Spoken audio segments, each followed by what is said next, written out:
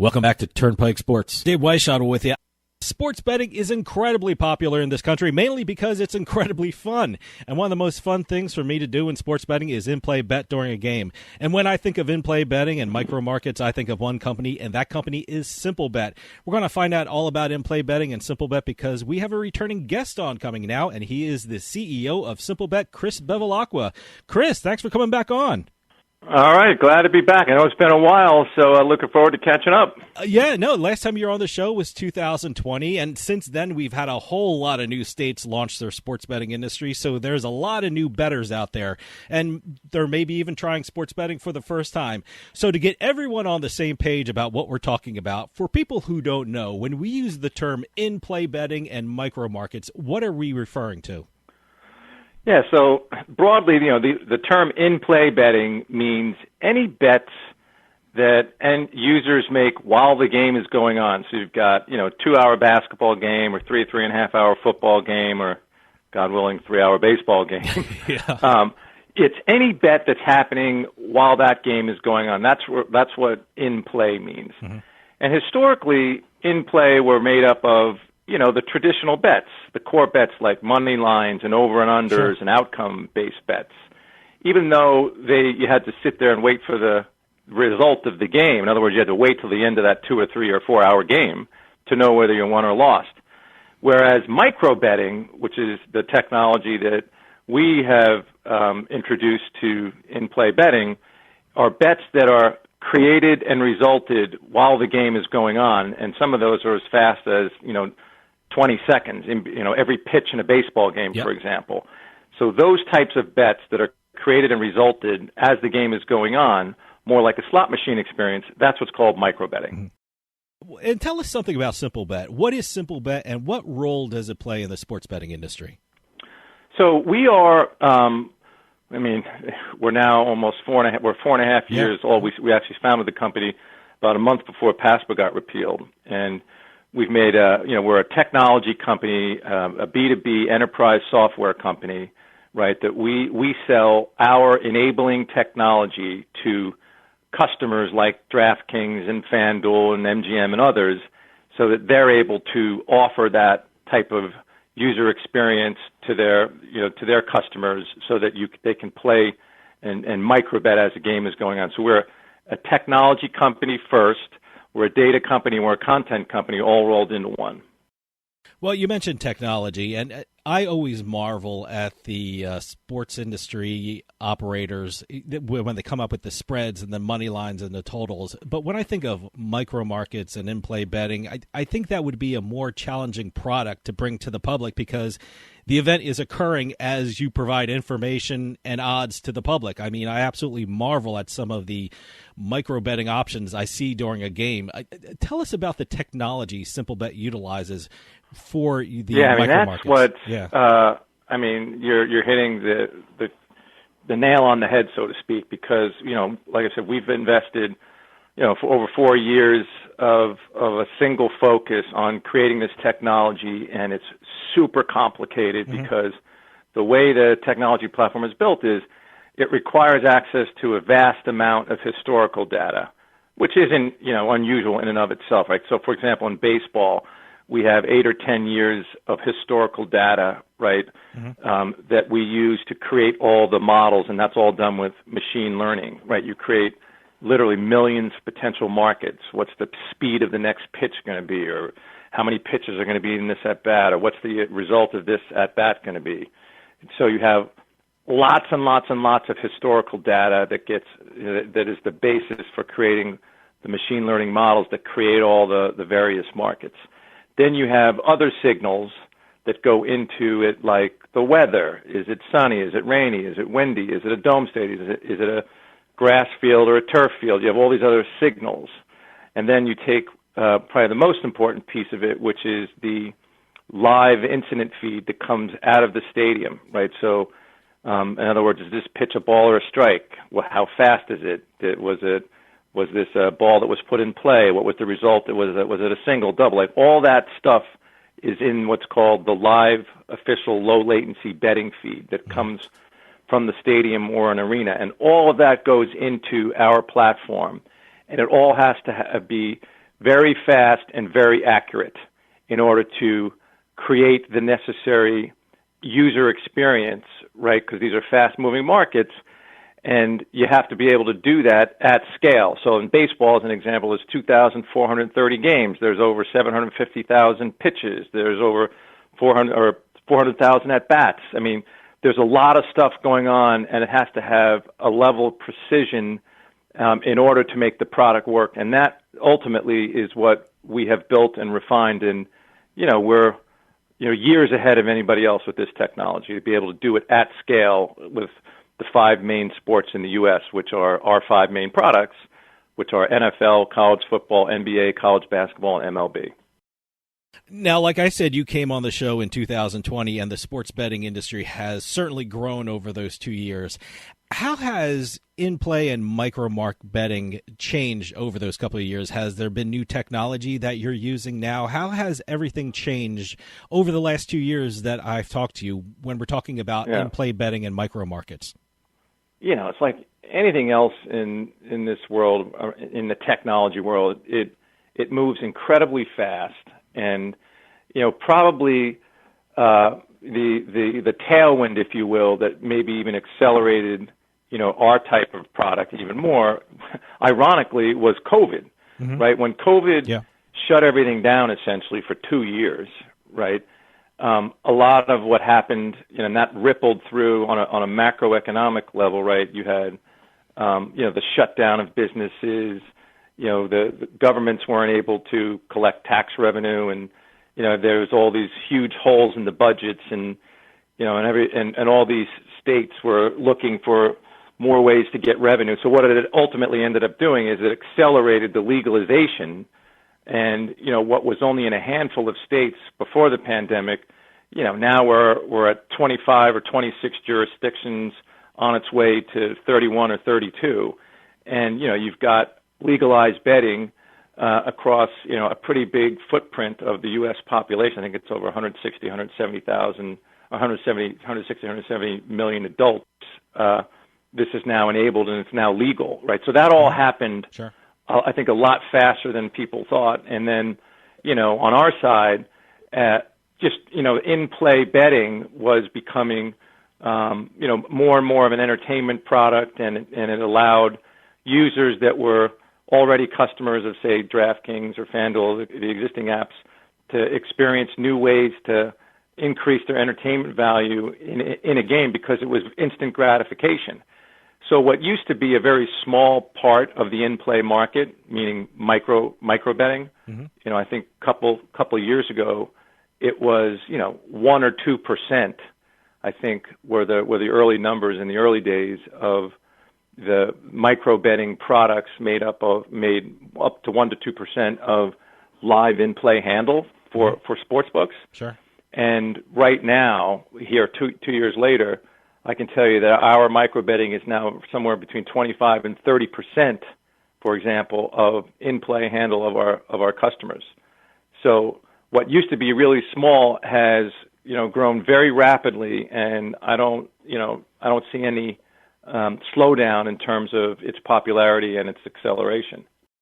Well, as we are speaking, we are wrapping up the Major League Baseball season. For me, baseball is the perfect game for in-play betting, and it's certainly one of my favorites for in-play betting. I mean, it just seems like it's the perfect speed for it.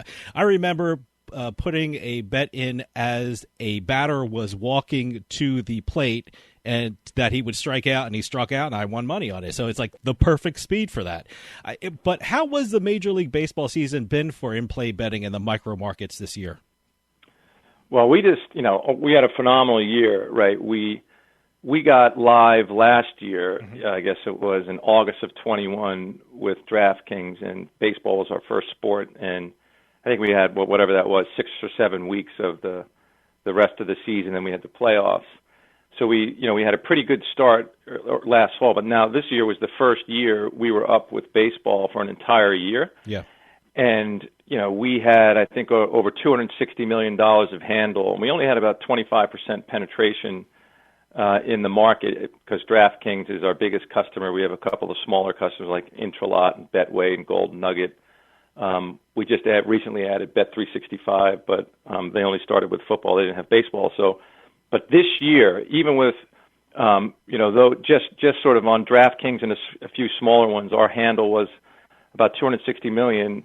And if you did that across the full market, that's almost $1.5 billion of volume of just micro market baseball betting if our product was fully distributed, and it was very profitable. Right, we had high margins over nine almost 10% for an entire season. So the product was a great product.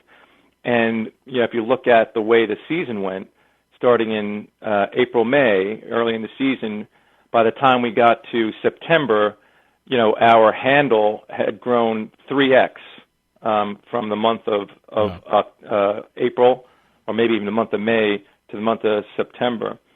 And then in the playoffs, right, we're now, basically we're at the World Series, obviously. Yep. In the playoffs, our handle per game is up 7 times over what it was in the regular season. Wow. And the reason for that is there's only one game on at a time, right? Sure. We call them island games. So all the focus of the baseball wagering community goes to one single game, and it's a super cool experience. Like you said, betting on pitches and at bats. Yeah, that's great. And it's the DraftKings and others have done a better job over the course of the year of surfacing the bets at the right time, so users they're higher up on the tab, and because they recognize that it's been a really attractive product for their end user. Yeah, like we said, there's a whole lot of new people just getting familiar with sports betting. But, we talked about it a little bit, but give us an idea of some of the bets that people can place during a baseball game. I mean, I've seen some of the stats regarding micro betting and in-play betting in baseball, and that just boggles my mind. But for people who are just hearing about this for the first time in the new states that are just launching, give us some examples of some of the bets you can place during the course of a baseball game. Yeah, I mean, I'll give you the numbers I just shared with you, those season-long numbers. Yeah. I mean, here's a pretty interesting, data point. 42% of all of that volume were on pitch-level markets, meaning pitches. You could bet, is Garrett Cole's next pitch going to be more than 94.5 miles an hour, yes or no? Or you could bet, is this next pitch going to be a ball, a strike, or in play? Mm-hmm. So just a couple of markets like that were a really, really attractive user experience, and we had a lot of action on those types of bets. On the batting side, like on the at-bat level markets, you would see things like what's Aaron Judge going to do on this at bat, and it's like a 7-sided market. It's single, double, triple, home run, walk, out, other, right? And obviously, like I think you may have seen that we put out some interesting data on Judge. Like Judge was the most bet on player over the course of the entire season by a lot. I think we had 150,000 wagers on him, and 38 or 39% of all those wagers were made in the last 2 weeks as he was going for 62. And, there was quite a few people, if I recall, betting on walk because they figured out that, pitchers were pitching around him, right? So, you have those are the types of bets. Another market that we saw that was pretty popular was how many pitches, this was an interesting one, how many pitches are going to be in this at-bat? Interesting. 1, 2, 3, 4, 5, 6 or more, right? Like stuff like that. So those were some of the more popular markets. Well, speaking of Aaron Judge, and I think I contributed to that market a little bit, but living on the East Coast here, I couldn't get away from hearing about Aaron Judge and the home run chase and things like that. I'm not even a Yankees fan, but I was captivated by it. Do events like that, when there's history attached to it, did that really drive the in-play betting market for Simplebet and the people who handle micro markets? It absolutely. I mean, you live in New Jersey too, right? Yeah.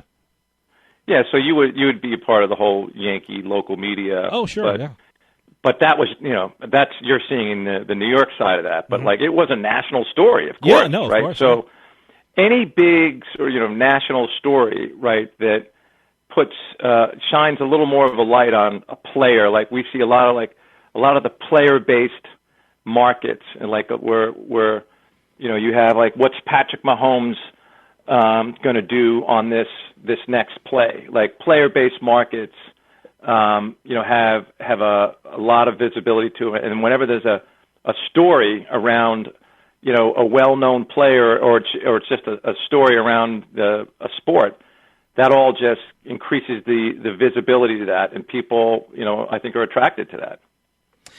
Well, let's stick with baseball for a little bit. Are there certain teams that draw the most in-play bets and micro-market bets? I mean, we talked about the Yankees. Do the Yankees, because they're in a major market, teams like the Yankees drive the micro-market betting, or is it pretty consistent throughout the country? No, I mean, I'm sure it is. I don't have all those numbers in front of me, but I like every morning I get a report to see how we performed the night before, right? And it lists each state. Like New York has by far been our biggest state during the baseball season. Obviously, you've got two teams here in New York, right? The Mets and the Yankees. And I'm sure. Obviously, we know which teams had the most volume on them over the course of the season. I don't have that in front of me, but I think it stands to reason, right, that the New York teams definitely were at the top of that list. Like we said, we're in the postseason, taping this interview of baseball. What are you seeing in the postseason trends so far? Are there big differences from regular season baseball when we move into the playoffs? Yeah, and like I said earlier, right, I think it matters when you have a single game on. We call them island games. Okay. Single game on at one time. It's on national television, right? It's more visible, and it focuses the attention on that game. I haven't really seen I'm not sure it matters a lot about who the actual two teams are.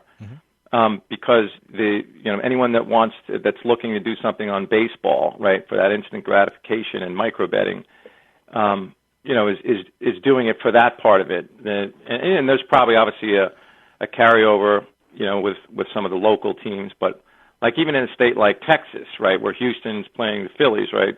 Yeah. Gambling's legal in Pennsylvania, not in Texas. But I think that we'll see similar volumes, that we've been seeing throughout the playoffs, probably even higher because it is the World Series. So I think it'll stay on that track, and that's an example of, Houston being in a state where gambling's not legal. I'm not sure it's going to affect how our product works, at least how it's trending so far. Well, we're a couple of weeks into the football season. Tell us what you're seeing for the in-play betting markets in the football season up until now, and what do you expect to see in the micro markets and the in-play betting markets as the season progresses for both NFL and college? Yeah, we're off to a really good start on both, right? We're, what will we be, a quarter to a third of the way through the season, right? And, in terms of where we were last year versus this year, there's definitely been significant increases just in terms of volume and users and bets per users and so forth. And I think as we add more customers, I mentioned we just went live earlier this fall with Bet365, right, which is a global the biggest global online sports betting platform in the world. They're only in 2 or 3 markets here in the U.S., but I believe there'll be more coming. So, in terms of what we're seeing on the trends there, it's still like for football where you have opportunities to bet on plays and drives. It's equally engaging. It's very sticky experience. Fans love it. Users love it. Mm-hmm. And, I would expect that we'll see, increase as baseball moves out. NBA just started. We just went live with our NBA product, I guess it was last week. But, this is the time of the year where you've got the sports equinox for gaming, right? You've got like 5 sports going at one time. So there's just a lot going on. Now, is your biggest deal in the U.S. with DraftKings? I know you have a deal with them for NFL games and with college football. Is that your biggest deal for Simplebet in the U.S.? Yeah, our DraftKings is the partner that we have the most distribution with, right? Because we're in every state they are. We're with them, obviously. And like I mentioned, we just went live with 365. They're the biggest global online sports betting platform in the world. And so we're super excited about that, especially because now we just started NBA, and NBA has got a real global following. Less so for obviously for NFL and college football globally, but NBA is a key global sports property. So we're excited about that. We've got another large operator coming on, which I won't name at this in this conversation, but you'll hear about it probably in the next 30 days. Okay. And so the momentum for all these micro betting products now is really starting to accelerate. And it's at the end of the day, for an operator, it's a must-have product because this is what users want to play on. So I think you're going to see micro betting come to the forefront on the product side, kind of like same game parlays did for FanDuel over the last couple of years and others, right? Like this is now the new must-have product. What's interesting, especially with the NFL, I mean, on this show we get to talk to a lot of professional sports bettors, and more of them are telling me that they make more money doing in-play betting and micro markets than with the spreads or the money lines or the totals. I mean, one of the things that's making the spread and total betting difficult for bettors is the parity, especially in the NFL. I mean, who knew that the Packers were going to lose to both the Giants and the Jets? And certainly if you follow contests out in Las Vegas, people are falling out of those at record levels. Are you seeing that the in-play betting markets and the micro betting markets, because of the parity of the teams in the NFL, are they helping drive the in-play betting markets and the micro markets for the bettors? Because I'm hearing a lot of bettors saying, we love in-play because we're getting destroyed in the spreads and the money lines. I don't know. I mean, that's actually an interesting question. I don't know if I would have the data to correlate that. I think what we are seeing, though, is we're seeing a more casual user come into the ecosystem, right? And so our product, right, is a high volume, low bet amount product, right? So, I think the vast majority of the wagers on these micro markets are small wagers, right? They're $2, $3, $4, $5, maybe $10, right? And I would think, even though we don't get the PII, right, the personal information that like DraftKings, our customer gets, like they know who the customers are. We get all the user behavior data. It's anonymized data, so we can see, user XYZ loves to bet on these three markets, and we get that type of data.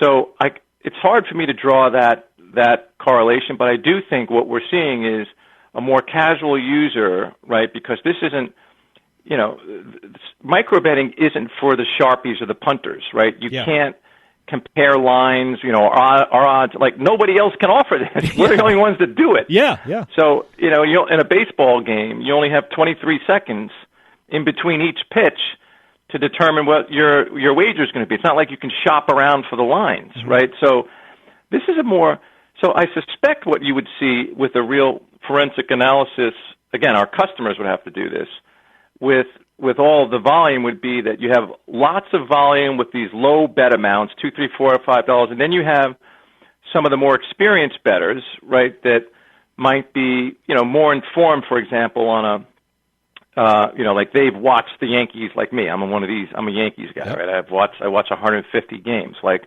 I know pretty much what Garrett Cole is going to do on a 3-1 pitch to Jose Altuve. I have a pretty good idea of what he's going to throw.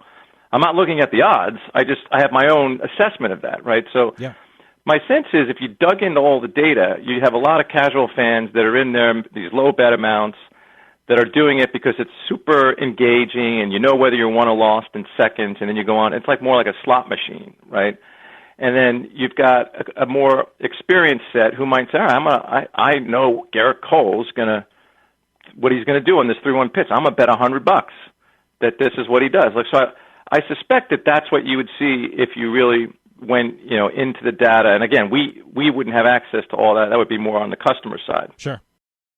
Let me ask you, the way people are watching sports is changing now. I know Amazon is streaming Thursday night NFL games. Baseball's on Facebook. Games are streamed on YouTube. And I know mobile sports books are streaming some sports. Is streaming games changing the in-play and micro betting markets? Did Simplebet have to make adjustments because people are now streaming sports? Well, I mean, I think let's remember. I mean, I come out of the media industry, right? So I have a long history here of how media rights and distribution work, and obviously the issue that you're pointing to is latency. Yeah. And but let's remember that about 88 or 89% of all live sports consumption, right, comes through a television, right, or a set-top box, whether it's cable or satellite, right? So you still have the vast majority of live video consumption coming through a set-top box or a TV screen of some sort, right? Mm-hmm. And then you've got 10 or 11% coming through digital distribution, and so set-top boxes are probably 8, 9, 10 seconds behind the real life event in the stadium. Sure. So it's not that far behind. So if you're on a mobile, if you're in the DraftKings app on your phone and you're watching a TV, even for micro markets on plays or on plays and drives, right? Like plays have 30 seconds between them, or pitches have 23 seconds between them in baseball. At bats are more like 90 seconds. I mean, that's why our technology is so super important, because we keep the betting window open really as much as possible, right? The user experience. And so even if it's a 23-second, we get the stadium instant feed in under a second, and we do everything we do in under a half a second. So we're putting out our product, under 2 seconds from when it happens in the stadium. So even if you have a 7 or 8 second, you still have a window of, whatever it is, 15, 16 seconds to make your bet, which is obviously it's plenty of time, because 43% of all of our volume is coming through pitch level markets. Sure. So the video, whether it's 8 or 10 seconds behind, or even if you're on like YouTube TV or you're streaming it and you're 30 seconds behind, it's not really affected our product. I mean, obviously it hasn't. We wouldn't have all the volume we have and have all the success we've had if it was. Now, the flip side of this is when the technology gets to the point where you have low latency video, and that is combined with our low latency product or betting product, and you're doing it all in a single screen, like that's the killer product, yeah. Right? So, but what we've done in the interim, and this is super cool, is, and it's about to come out here in the next couple of weeks. Okay. So for football, meaning for college football, we've created a visualizer. And so imagine you're in the DraftKings app and you're betting on a college football game, and at the top part of your screen, we've created an animation, a game state animation that is synced up to our low latency betting feed. Wow. So it really is essentially a single screen experience. You're just watching the game happen on your phone, and it's got animations as to what's happening on the field in real time. Ran for 3 yards, you see the animated player move for 3 yards, or he passed for 12 yards, you see the animation, and that's all happening as the game is going on. And that really is the next step, the next iteration on the product innovation side. It's not quite video, but it's damn good. And if you're a sports bettor and you want to bet on the micro markets, it's super cool. You just mentioned the media, and I'm curious. Do you think micro markets and in-play betting gets enough attention in the media? I mean, I'm watching all these pregame shows and all these betting shows coming out of local TV out of New York, and they're ESPN and Fox, and they talk about the spreads and the totals, but they don't talk about the micro markets or in-play betting. I mean, just to give you an example, I have an office in New Jersey, but I also have an office in Massachusetts who's trying to get their sports betting market off the ground. And I've talked to a lot of potential bettors out there who've said, what do you mean you can bet during the game? I mean, they're not even aware, they know they can place a bet before a game, but they weren't quite sure they could do it during the game. And I'm surprised at that. But do you think that gets enough attention in the media? I mean, should people be talking about in-play and micro markets more? I mean, it's certainly great for bettors and it's a lot of fun, but, a lot of people in these new markets aren't aware of that. Well, I mean, the short answer is no, but there's a reason for that. Okay. I mean, no, I don't think that it gets enough attention because there's only one way to do this at scale, right? You have to have our technology. Yeah. Otherwise, like I'll give you an example, like FanDuel, they have their own version of micro markets, right? Yeah. But they're only about 2 to 3% of their entire in-play volume. And, because they can't do this at scale, like they can do it in spots because they still have to do a lot of this stuff manually. And, you can't offer at scale micro markets across 2,430 baseball games unless you have this type of technology. So the last thing they're going to do is put out a huge marketing campaign to say, come to FanDuel and bet on micro markets, right? Yeah. Not to mention the fact that they have a huge advantage in same-game parlays, right? They built that product, and sure. That's where a lot of their volume and a lot of their margin comes from, and they're really, really good at it. But when it comes to micros, the last thing they're going to do is send people to, to do micros on FanDuel and give them a crummy user experience. Sure.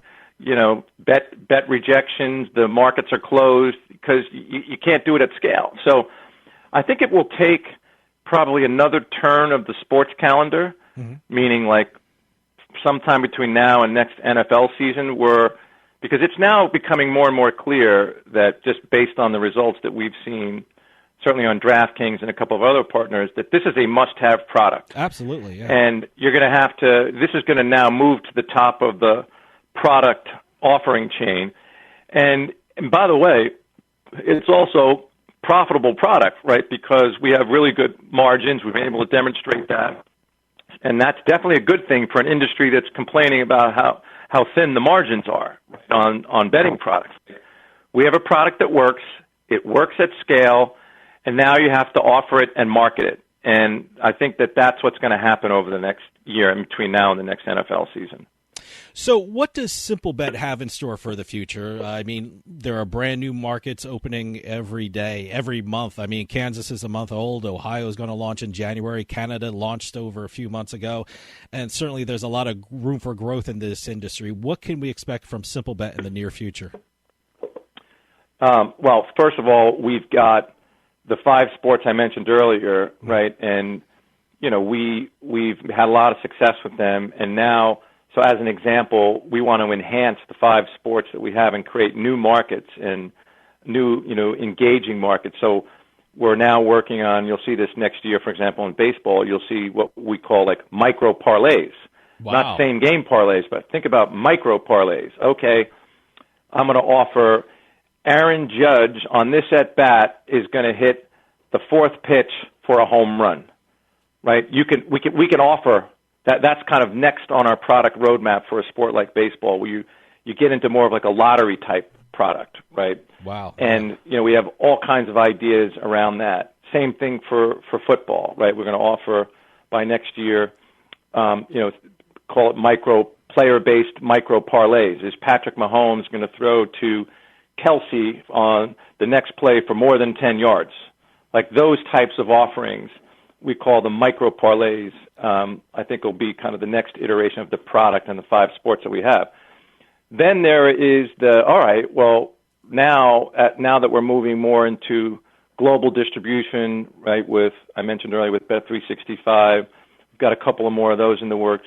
What's the next set of sports that we should be looking at to enhance that? So obviously, soccer comes to mind, right? We've had absolutely a lot of, so we're looking at sports like soccer and golf and tennis and cricket to add into the product suite and now kind of expand the product suite. And so some combination, and then you have other sports, the same sports that we have, like basketball as an example.